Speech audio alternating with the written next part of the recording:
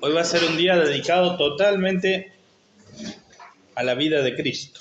Así que, con la gracia de Dios, vamos a disfrutar de este día, de meditar los misterios de la vida de Cristo.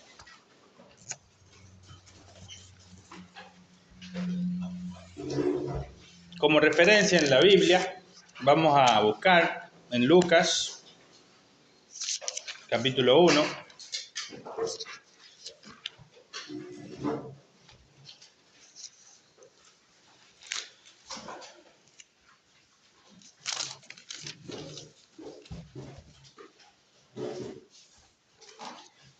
versículo 26. La anunciación del ángel, esa va a ser la meditación ahora, la primera de la mañana. Donde, bueno, en cuanto a la petición sobre esta meditación, ustedes van a pedir a Dios, después de haber hecho alguna oración, van a pedir a Dios tener conocimiento del plan amoroso de Dios para salvar a la humanidad. ¿Se acuerdan que decíamos que Dios nos creó por amor? Bueno, en Jesucristo Dios nos recrea por amor. Entonces pedir a Dios conocimiento interno del amor que Dios nos ha tenido al redimirnos, al enviarnos a su Hijo.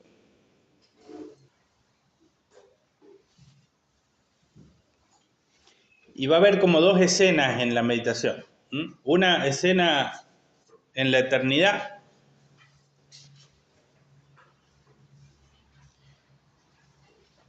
y otra escena en la casita de la Virgen.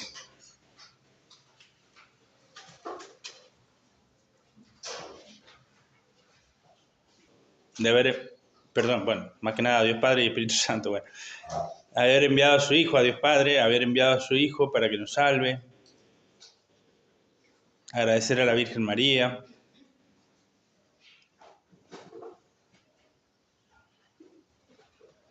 ¿Quién dice agradecerle al ángel? Pobre, creo que nunca nadie le agradece al ángel. Y terminar con alguna oración a Jesús. Bueno. Ahora entraríamos a lo que sería como el cuerpo de la meditación. Yo les doy alguna ayuda para meditarlo. Bueno, después cada una o meditará o contemplará, porque pueden servir las dos cosas. Acá ya, a este punto quizás uno puede pensar nomás, imaginarse ahí, pero bueno, imaginarse la conversación del ángel con la Virgen, que la van a leer de acá, del Evangelio, ¿no? Bueno, pero nos centramos en la eternidad. El Evangelio les quedó claro, Lucas 1:26 en adelante, hasta el 38. Pero bueno, en principio ahora lo van a leer ustedes directamente después. Pero bueno, en la eternidad nos propone San Ignacio imaginarnos a Dios. No sé si vieron un icono de la Trinidad muy conocido, que está el Padre, el Hijo y el Espíritu Santo, son como tres jóvenes similares, pero bueno, se distingue ahí en esa imagen, el que lo pintó, distingue al Padre, del Hijo y del Espíritu Santo. Bueno, no me acuerdo bien cómo es la imagen, algunos incluso la analizan, pero podemos imaginarnos a la Trinidad deliberando, mirando al mundo que se perdió por la caída del pecado, el mundo que quedó bajo las tinieblas del pecado, y Dios, habiendo transcurrido unos años, Dios delibera de enviar a su Hijo. ¿Cuántos años pueden haber transcurrido desde Adán y Eva hasta hace 2000 años, que cuando fue enviado Jesús? ¿Más o menos? Bueno, ayer dijimos algo. Claro, la Biblia, si uno sigue las generaciones de la Biblia, son unos 4000 años. 4000 años. Don Bosco decía que el mundo, hasta el 1800 y tanto que él vivía, tenía 6.000 años, decía Don Bosco, ¿bien? Siguiendo las generaciones de la Biblia. Pero bueno, según los descubrimientos de la ciencia, la humanidad tiene unos 25.000 años. Así que, pero no es tanta la diferencia, ¿bien? De hecho, una de las ciudades más antiguas que se conocen es Jericó, que Jesús pasó por Jericó, estaba cerca ahí de Palestina, o está en Palestina, no sé ahora actualmente, bueno. Pero Jericó, y a lo sumo tiene 10.000 años de antigüedad Jericó. Entonces, fíjense, la humanidad, si hace 10.000 años ya estaba organizada en ciudades, ¿cuánto más habría que ir para atrás? Y a lo sumo 10.000 años más, no más que eso. ¿Bien? Bueno, entonces Dios hace unos 2.000 años deliberando el Padre, el Hijo, el Espíritu Santo. Obviamente para Dios no hay tiempo, pero para nosotros sí.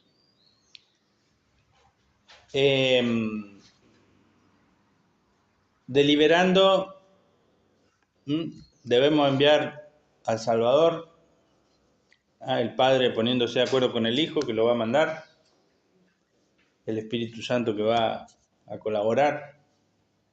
Imaginarnos esa conversación de la Trinidad. El mundo está en tinieblas. Dios ya eligió a esta mujer, la eligió de antemano para ser la madre del Salvador. Entonces se prepara todo el cielo, llaman a su presencia, ¿a quién? Al ángel Gabriel, que lo tienen que mandar. Así que viene el ángel Gabriel, mande mi señor. Bueno, tiene que ir a anunciar allá a esta mujer que va a ser la madre del Salvador. Y bueno, esa fue la primera escena de nuestro capítulo de hoy, podemos decir así. Se cierra el telón, segunda escena. ¿Dónde? A ver si usted... La casita de Nazaret. ¿Vieron que eso parece una obra de teatro? La casita de Nazaret. Y está la Virgen María, ¿sí? ¿Se podría? La Virgen María, probablemente hilando alguna lana o tejiendo alguna prenda. Dicen que la túnica de Cristo de una sola pieza la puede haber tejido su madre, es probable.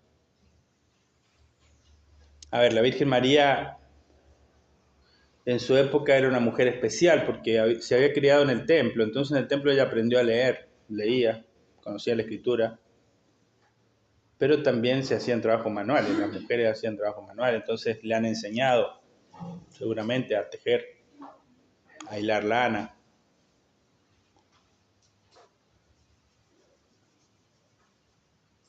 Seguramente a cocinar, la Virgen María debe haber sido buena cocinera. Hay que imaginarla caminando con el cántaro de agua, yendo a buscar agua al pozo. Bueno, de ida iría vacío y de vuelta tendría con agua, ¿no? Bueno. Una mujer normal, joven, 15 años. En la antigüedad era normal que las personas se casaran a los 16, 15. La gente no vivía muchos años. En esa época el promedio de vida era 30, 35 años. En el Imperio Romano no era la misma alimentación que ahora, no había los mismos medicamentos. De todas maneras la gente vivía más lento, entonces la percepción de la vida no debía ser corta de todas maneras. Vieron que si uno se va un día a un lugar solo, a un campo donde no hay árboles, nada, o a la montaña, y parece que el tiempo pasara más lento, porque hay menos movimiento. Bueno, así era la antigüedad, no había tele, no había celulares, no había comunicaciones. Una noticia capaz que tardaba un mes de llegar de un lugar a otro. Ahora es todo instantáneo, vivimos como locos. Vivimos más años, pero probablemente es como si viviéramos menos en la percepción. Bueno, bueno, esta niña joven de 15 años, ahí en su habitación. ¿Saben dónde está la casa de la Virgen? Uno diría en Nazaret. Está en Italia, en Loreto. ¿Ah? ¿Vieron que la Virgen de Loreto es la patrona de la aviación argentina? ¿Por qué? Porque se dice que la casa de la Virgen llegó volando a Loreto. Cuando los musulmanes tomaron Tierra Santa, milagrosamente algunas reliquias de Cristo, de la Virgen, de los santos se salvaron. Por ejemplo, el ataúd del evangelista Lucas, que es el que escribe estas cosas, está en Padua. ¿Mm? Y yo lo vi, es un ataúd de plata y tiene la estrella de Belén. Bueno, ¿y cómo llegó a Padua? Bueno, los cruzados lo rescataron de Tierra Santa, pasó por África y después terminó en Italia. En Italia terminaron varias reliquias de los apóstoles. En Roma está sepultado San Judas, pero el bueno, porque había dos Judas, ¿ven? En el Vaticano, ahí en San Pedro, bueno, y hay otros apóstoles por ahí más. Bueno, San Pedro está en Roma también, San Pablo. Porque murieron ahí. Ahora, bueno, en Loreto, y uno ve esa casita, era una casita de piedra, y tiene 3 paredes nomás. ¿Por qué? Porque digamos, se olvidaron una de las paredes.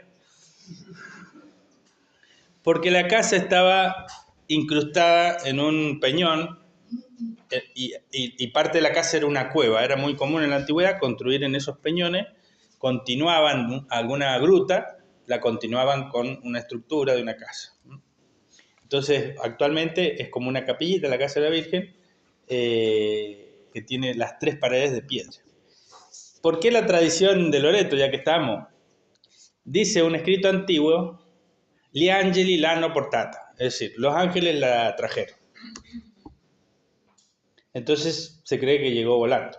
Pero después se averiguó un poquito y parece que Angeli era una familia que tenía de navegantes, que tenían barquitos.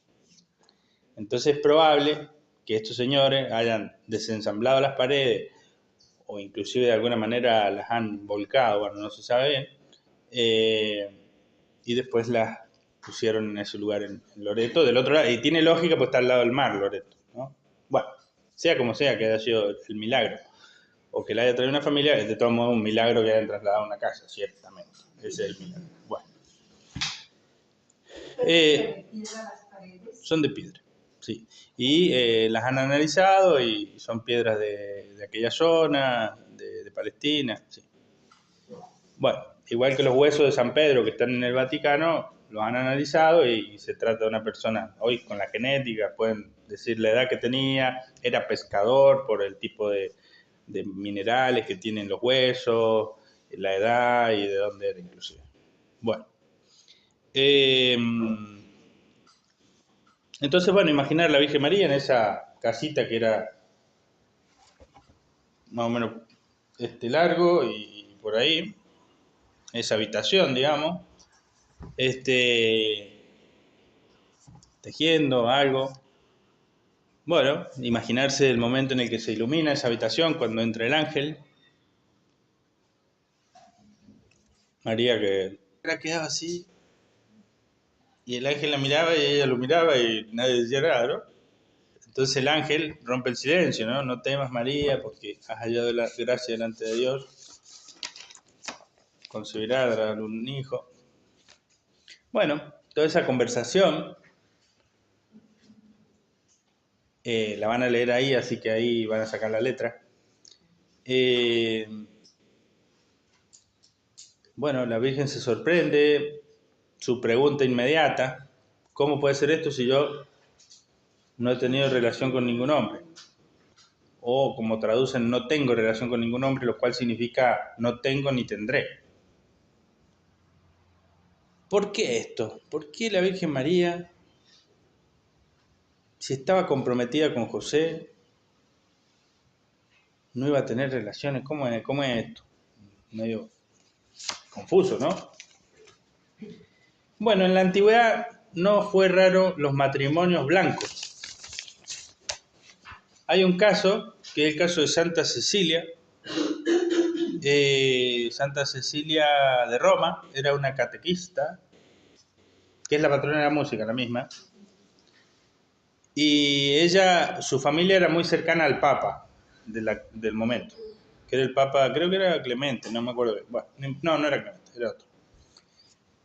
Ella estaba comprometida con un hombre, se tenía que casar, tenía edad de casarse, pero bueno, le pide al Papa que interceda, que lo llame al muchacho para que le explique que ella va a ser un matrimonio blanco. Entonces el Papa lo convoca al muchacho en un puente de Roma y el muchacho acepta, bueno, y los casa de esta manera, viven como hermanos. Bueno, después la historia de Santa Cecilia está buena, pero por ahí la leen después, pero bueno, ella muere mártir, ¿no? Como le prohíben dar catecismo, fíjense, no sé si es la patrona de las catequistas, pero debería. Eh, porque era en un barrio importante de Roma, Trastevere se llama, detrás del Tíber. Y entonces era de una familia noble, imagínense que tenían un baño con caldera y agua caliente, así que era una familia adinerada, tenían silos adentro de la casa donde guardaban el grano, y eso se puede ver ahora con los estudios arqueológicos. Bueno, entonces le piden, ella no hace caso y mandan a unos soldados que en secreto la meten adentro de lo que sería el baño ese y la encierran y ponen la caldera al máximo para que se asfixie. Entonces un ángel la rescata y bueno, finalmente después por la ley romana la mandan a decapitar. La ley romana decía que se podían dar 3 golpes de espada. Le dan 3 golpes de espada y no muere. Y queda agonizando una semana. Pero todo Trastevere empezó a ir a verla y dice que llevaban paños para enjugar en la sangre de ella, para tener reliquias. Y que ella, a pesar de estar media degollada, cantaba salmos. De ahí viene que es patrona de la música. Bueno, por eso los martirios producían un efecto contrario después. Imagínense una persona sumamente conocida en un barrio importante de Roma, cuánta gente se habrá convertido por Santa Cecilia, ¿no? Bueno, con el pasar de los años se perdió el cuerpo de Santa Cecilia, lo cuento porque es bastante impresionante. A nosotros nos tocó hacer un trabajo sobre una materia que se llamaba arqueología cristiana y fuimos y ahí nos explicaron todo. Hicimos el recorrido con todo con una de las arqueólogas que destapó la casa de Santa Cecilia. Entonces, ¿qué pasó con el tiempo? Bueno, la casa se fue enterrando, en el medioevo hicieron arriba un monasterio y después se hizo arriba una iglesia que actualmente existe. En el siglo IX-X, un papa que habían empezado, creo que era la época de los bárbaros, entonces, ¿qué hacían? Traían dentro de Roma los restos de los mártires para que no los saquearan los ladrones, los bárbaros. Vieron que en Egipto muchas veces abren las tumbas y ya están saqueadas. Bueno, en Roma pasaba igual.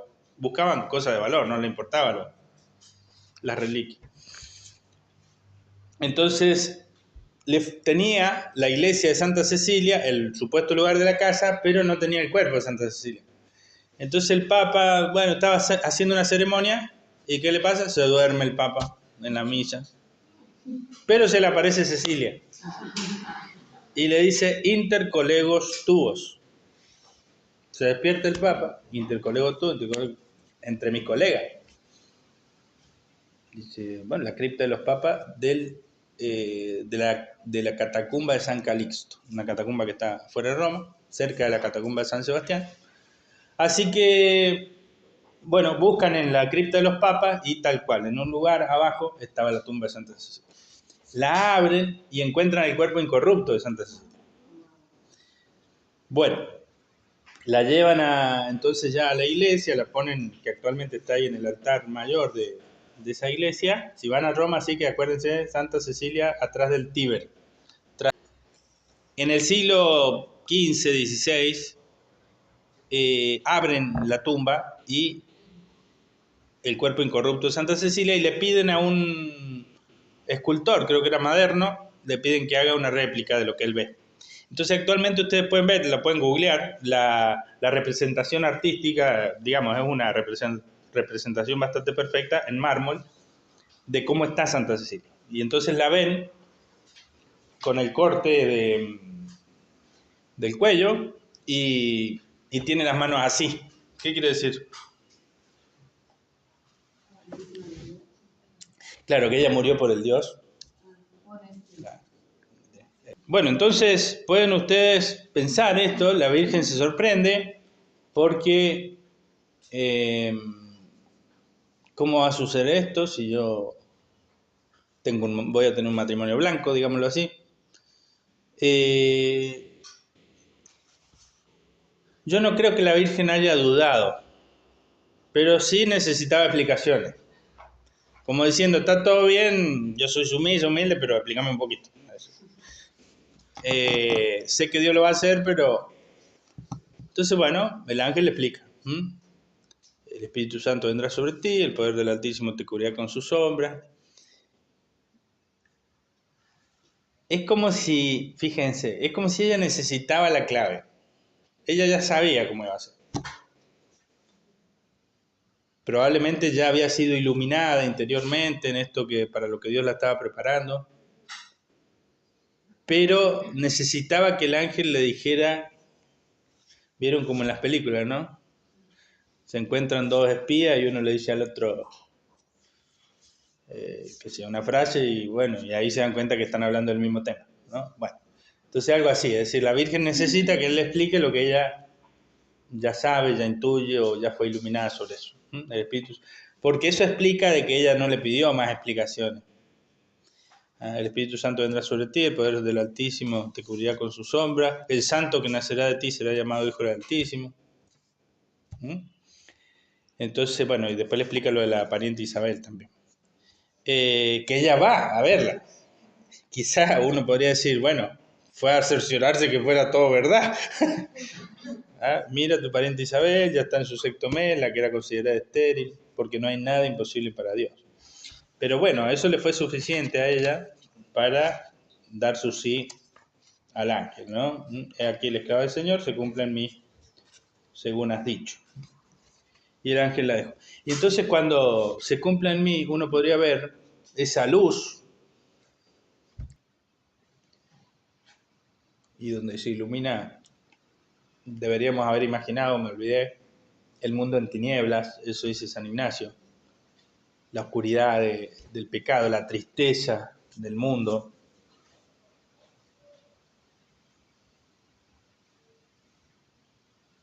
Y de repente, como una explosión atómica,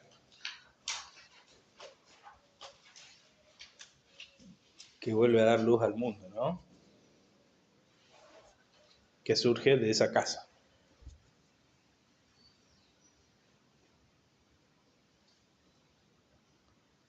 Bueno, que cada uno pida que Dios le ilumine y bueno, los sentimientos que surjan, las ideas que puedan surgir, bueno, agradezcanlas a Dios. Gloria al Padre, al Hijo y al Espíritu Santo.